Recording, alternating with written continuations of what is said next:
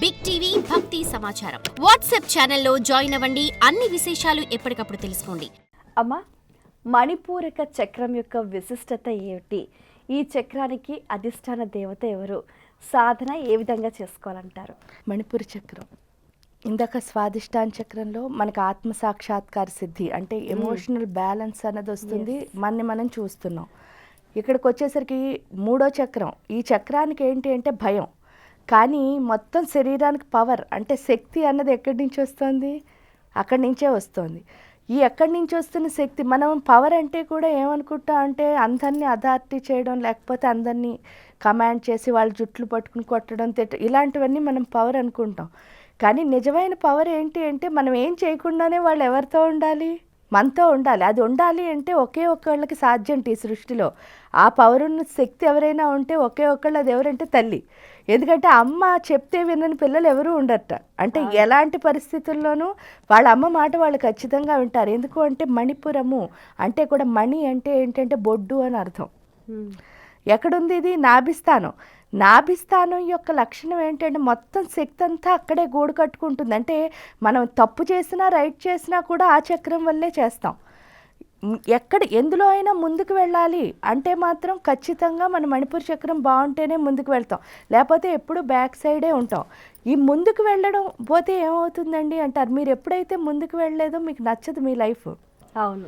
దానికి తోడేంటి అంటే ఇక్కడ జరిగేది మనలో చెడ్డ క్వాలిటీస్ ఉన్నాయి సపోజ్, అవి ఎవరిలో అయినా చూసామనుకోండి మనకేమొచ్చేస్తుంది? ఇరిటేషన్ వచ్చి మనకంటే వాళ్ళు అర్భకులైతే తిడుతూ ఉంటాం, మనకంటే పెద్దవాళ్ళు అయితే ఏం చేస్తాం?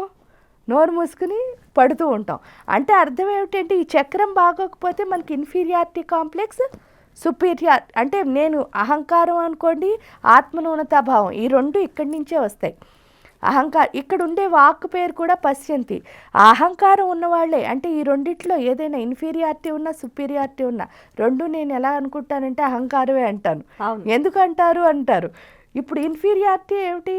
నేను అందరికంటే తక్కువేమో, లేకపోతే నేను ఇప్పుడు మాట్లాడాను అనుకో వీళ్ళు ఏమైనా అంటారేమో, అంటే నేను మాట్లాడినవన్నీ మీరు మెచ్చుకోవాలి అని కోరుకోవడం కూడా అహంకారమే కదా. అవును. ఎందుకంటే మీకు నచ్చకపోతే నచ్చలేదని చెప్తే కదా మళ్ళీ మనం రెక్టిఫై చేసుకోవడంలో ఎదగడానికి ఒక అవకాశం.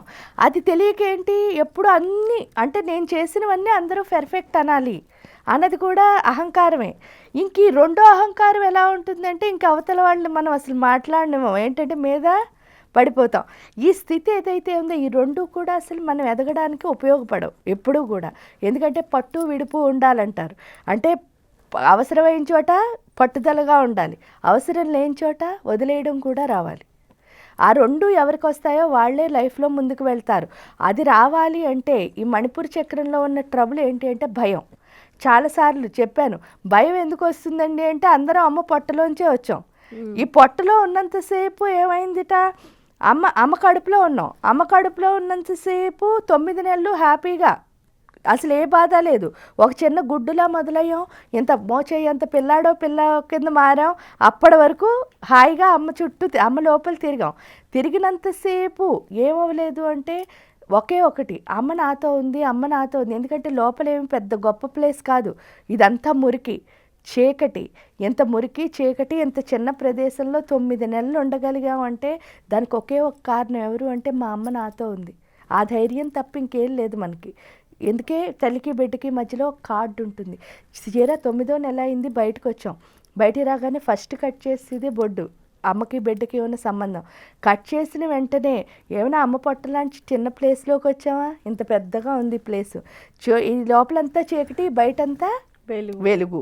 ఇదంతా మురికి నీళ్లులా ఉంది. ఇక్కడికి వచ్చేసరికి డ్రైగా క్లీన్గా ఉంది. ఇవన్నీ కాదన్నట్టు మనం పుట్టామని చూడడానికి ఇలాంటి ఆకారాలన్నీ వచ్చాయి. వీటిని ఎప్పుడైనా లోపల పొట్టలో చూసానా? అన్నీ ఒకసారి చూసేసరికి ఎవరు లేరు మనకి? అమ్మ లేదు. ఎప్పుడు అమ్మ లేదో ఇంకా భయం మొదలవుతుంది. అంటే ఎవ్వరు లేరు, నేను ఒంటరి. లైఫ్ అంతా ఒంటరితనంతోనే బతుకుతాం. అందుకే చుట్టూ ఎంతమంది అయినా ఉండనివ్వండి ఒంటరితనమే ఉంటుంది. అది పోవాలి అంటే ఒకే ఒక్క ప్రకృతిని మనతో కలపగలిగిన తల్లి ఎవరు అంటే చండీ. అందుకే దానికి అధిష్టాన దేవత చండీ అమ్మవారు. ఈ ప్రకృతి మొత్తాన్ని మనతో కలుపుతుంది ఆ అమ్మ.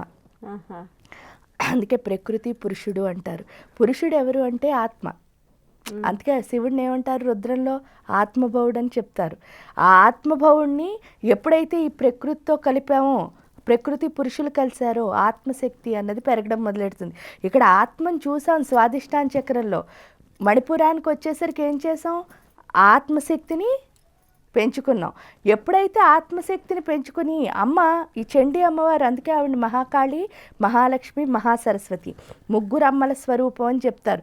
ఈ ముగ్గురు అమ్మల స్వరూపం ఎప్పుడైతే ప్రకృతితో మన కలిపిందో అప్పుడు మనకి పూర్తిగా అర్థమయ్యే విషయం ఏమిటి అంటే, అసలు నేను అమ్మ నుంచి విడిపోయి రాలేదు, నాకు ప్రకృతిలో కనిపిస్తున్న ప్రతి ఒక్కటి ఎవరి స్వరూపం?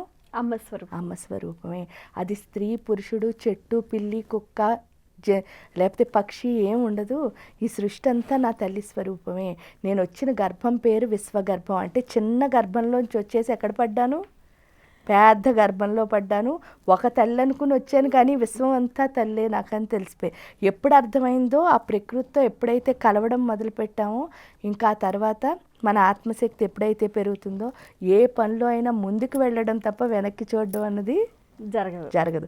ఎందుకంటే ప్రకృతిలో, ఈ సృష్టిలో మన ఎవరైనా కలపగలరు అంటే అది చండీ అమ్మవారు మాత్రమే.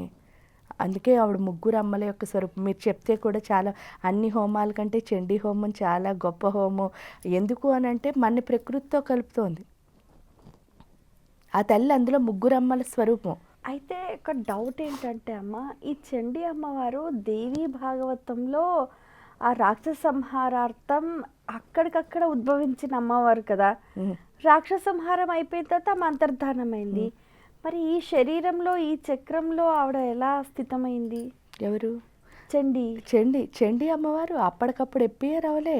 అక్కడ మీకు బ్రహ్మగారు చెప్తారు దేవి భాగవతంలో.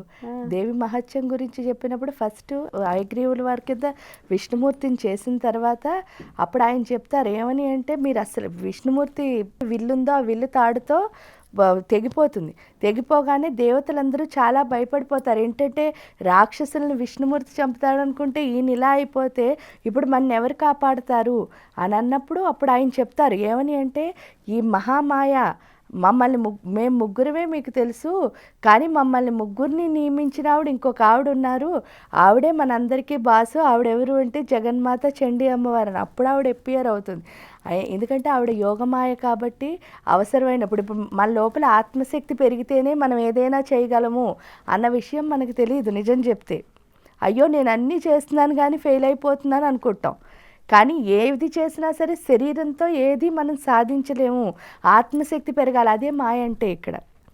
కానీ మనం ఏం చేస్తున్నాం, ఈ శరీరాన్ని ఎప్పుడు అద్దంలో చూసుకుని ఈ డ్రెస్ వేసుకుంటే బాగున్నానా, లేకపోతే ఇలా వెళ్తే నేను ఈ పని అవుతుందేమో, నేను ఇలా తయారై వెళ్తే, ఇవేవి అసలు మనం కాపాడవు. మనలో కాపాడి షైన్ ఏదైనా ఉంది అంటే మన ఆత్మే.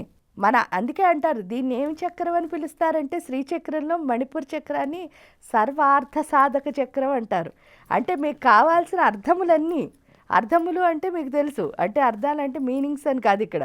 అర్థములు అంటే మీకు కావాల్సిన వసతులు ఏవి కావాలో అన్నీ ఎక్కడి నుంచి వస్తాయి అంటే మణిపూర్ చక్రం నుంచే. ఎప్పుడంటే అక్కడ ఆత్మశక్తి పెరిగితేనే మీరు అనుకున్నవన్నీ అనుకున్నట్టు జరుగుతాయి. ఎందువల్ల మీరు అన్నిటిలోనూ ఎలా వెళ్ళాలి ఏంటి, అందులో ఇక్కడ పశ్యంతి వాక్కు ఉంటుంది. దాంతో మీకు ఎప్పుడైతే ఈగో అన్నది పోతుందో, అహంకారం అన్నది పోతుందో, మీరు ఈ ప్రకృతి మొత్తంతో ఎప్పుడైతే కలిసి ఉంటారో అప్పటి వరకు ఏంటంటే నేను చాలా గ్రేటు, నేను చేసినట్టు ఈ సృష్టిలో ఎవరు చేయలేరని అనుకుంటాం. కానీ నాకు వీళ్ళందరూ సహాయం చేస్తేనే నేను చేయగలుగుతున్నానని అర్థమవుతుంది.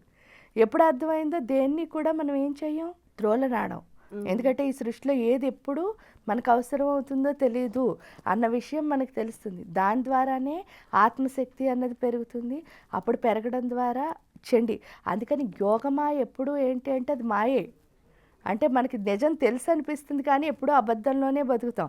కాబట్టి చండి అన్నది ఏంటి అంటే నిజం. ఆ నిజం ఏమిటి అంటే ఈ శరీరం నాది కాదు, లోపలున్న ఆత్మ మాత్రమే నాది అని తెలుసుకోవడం. అందుకని ఆవిడ ఎప్పియర్ అవ్వడం అవ్వలేదు కాదు, నిజాన్ని తెలియజేసే తల్లి ఆవిడ. అంటే అబద్ధంలో ఉన్న మనకి నిజం వైపు తీసుకెళ్తుంది అనమాట. సో మణిపూరక చక్రానికి సంబంధించి చండీ ఆరాధన అనేది చాలా చక్కగా మనకు ఉపకరిస్తుందని. ఈ చండీ ఆరాధన ఎలా చేయాలంటారు? చండీ ఆరాధన అంటే వాళ్ళ గురువులు వాళ్ళకి చెప్పిన రీతిలో చేయాలి. మామూలుగా చాలామంది చండీ యంత్రానికి పూజ చేసుకోవడం అదంతా గురువులు చెప్తారు. అది కాకుండా చండీ సప్తశతి పారాయణ చేస్తారు, చండీ హోమాలు చేస్తారు. ఇంక చండీకి తర్పణాలు ఇవన్నీ చేసుకోవడం ద్వారా ఆవిడ్ని మనం దగ్గరికి తీసుకోవాలి. ఏ దేవతకి ఆరాధన చేయాలన్నా ఒకటే అమ్మ, 24 గంటలు ఆ దేవతకి సరెండర్ అయి ఉంటే సరిపోతుంది. అంటే మధ్యలో నేను చేయగలలేమో అని చెప్పి మన చేతిలోకి తాడు తీసుకోకుండా తాళ్ళు అన్నీ ఆవిడ చేతిలో పెట్టి మనం ఆవిడ ఎటు నడిపితే అటు వెళ్తే సరిపోతుంది. For more videos like this, subscribe Big TV channel.